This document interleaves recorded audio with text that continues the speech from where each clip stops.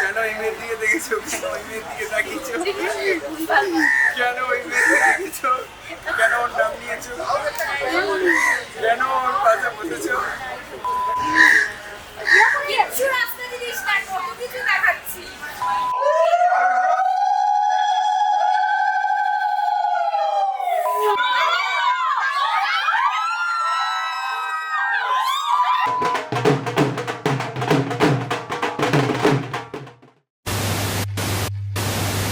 চলো রেডি, চলো একটু জোরে ঘুরবে দিদি। হ্যাঁ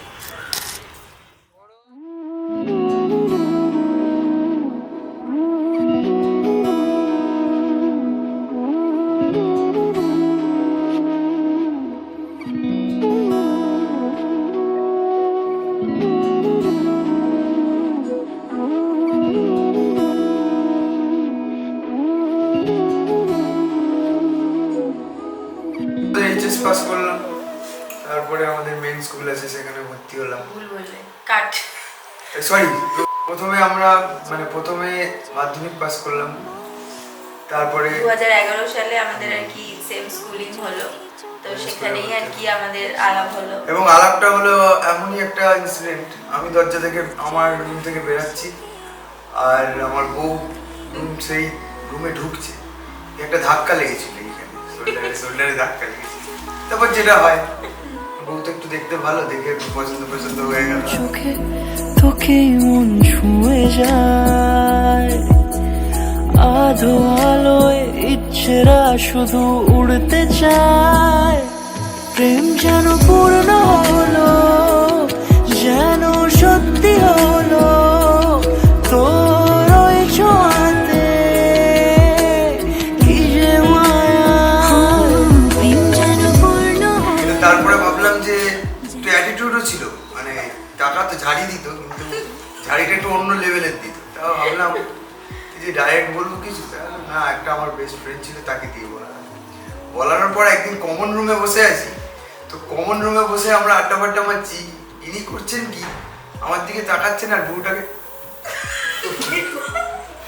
কন্টিনিউ বউটাকে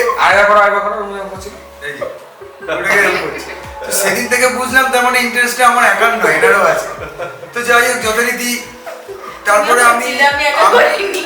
আমি তারপর দুদিন স্কুলে যাই, তো এনার যেহেতু ইন্টারেস্ট, ইনি দেখলাম ইন্টারেস্টটা ফার্স্ট দেখালেন। আমি একদিন, তখন আমার মনে আছে দুদিন আমি স্কুলে যাই নিয়ে মনে দেখতে পাইনি, তো আমি ছাদে গেছিলাম, গান শুনছিলাম হেডফোনে, তখন তো ছোট ফোন ছিল, তো দেখছি একটা নাম্বার দিয়ে ফোন আসছে, তো ধরলাম, বলছি কে সুকমল, আমি তো বুঝতে পারিনি, সেই তো মেয়েরা আগের থেকে এসব করবে না, ছেলেরাই করবে। দিয়ে ফোন করে বলছে এরকম স্কুলে আসছো না কেন, আর আসছিস না কেন, এরকম নিয়ে নর্মাল শুরু হলে 2-3 মিনিট কথা বলে তারপর বুঝলাম তো লাইনে আছে, ঠিক লাইনেই এগাচ্ছি, তাহলে রেলগাড়ি এগাবে। হলো, যেন সত্যি হলো তোর ওই ছোঁয়াতে, কি যে মায়া। প্রেম যেন পূর্ণ হলো, যেন সত্যি হলো তোর অবাক চোখে ইশারা।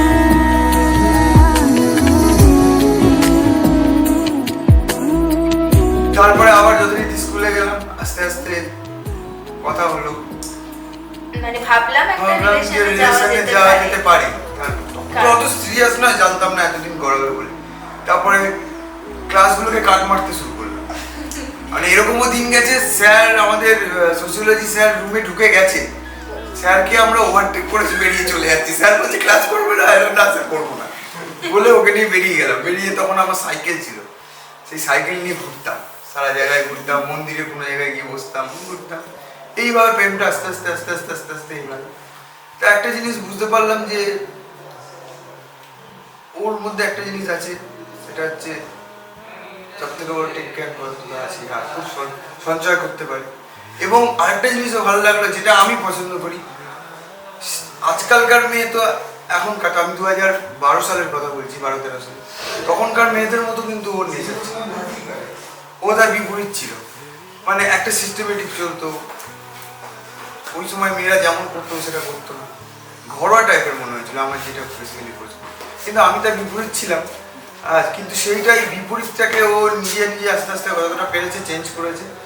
পুরোটা তো হয় না, এটা আমার নিজেরও কিছু দোষ ছিল, সেটা ঠিক আছে, ওগুলো নিয়ে গেলাম। তবে আস্তে আস্তে এইভাবে এগালো, তারপরে আলটিমেটলি মনে হয়েছে দুজনের সঙ্গে থাকা যায়। তারপর প্রেমটা আরো সিরিয়াসলি হলো, সব বাড়িতে কিছু জানাজানি হলো। বাড়িতে জানাজানি হলো। আমি একটু বাড়িতেও বললাম, টাইটেলটা একটু মিথ্যে বলেছিলাম, বাট বলেছিলাম সত্যিটাই।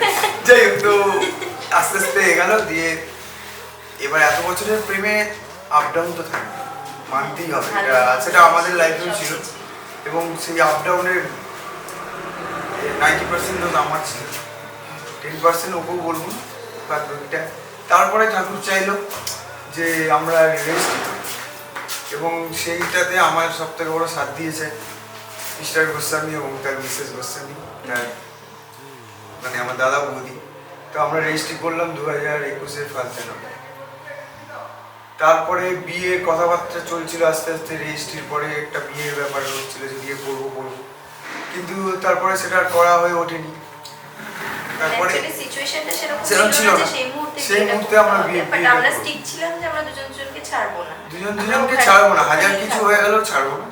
এবং আমার মাইন্ডে একটা জিনিসই ছিল যে যাই হোক ছেড়ে যাবো না। এই করতে করতে একটা দুটো ডেট ক্যান্সেল হলো, বিয়ের আগেই আমাদের বিয়ে হয়ে যেত। তারপরে ঠাকুরের আশীর্বাদে, হনুমানজির আশীর্বাদে, মহাদেবের আশীর্বাদে 15ই ডিসেম্বর 2024 রবিবার আমরা বিবাহ করলাম।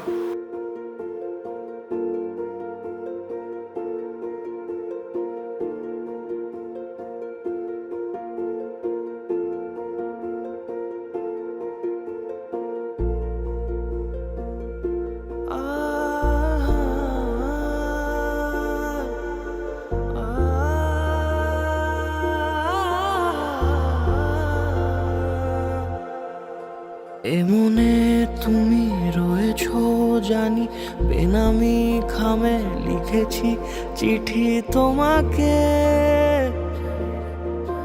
তোমাকে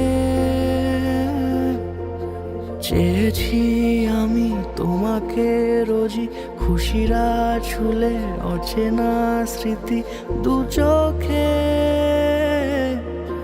দু চোখে।